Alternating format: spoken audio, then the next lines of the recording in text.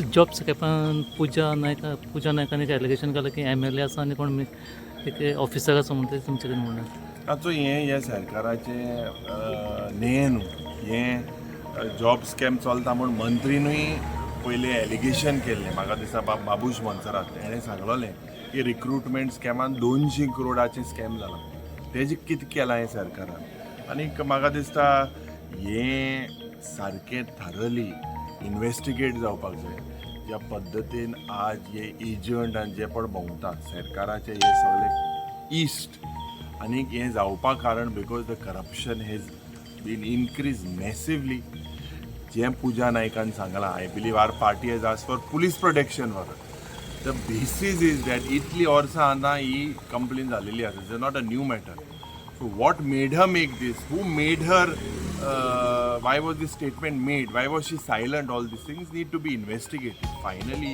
it all boils down to the government. We have no faith in this government. ये job scam जे innocent भुरगे आहे आज हे सगळे बेकार आहे जे ग्रॅज्युएट शिकलेले क्वॉलिफायड भुरगे आहे घरात आहे बट मेजरली जे पण जेंकडे पयशे आहे हे पयशे दिवन इतली जॉब पण आहे all this needs to be investigated these are serious matters but who is investigating? The government is investigating a scam.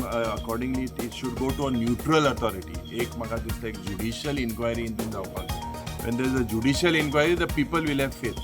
Rather, the government and तेमी scam केला, तेंगेले मंत्रीन scam केला, सरकारू scam कोता and they will defend the scam. How will be there? So this inquiry should have a judicial inquiry, and it needs to be taken to a logical conclusion.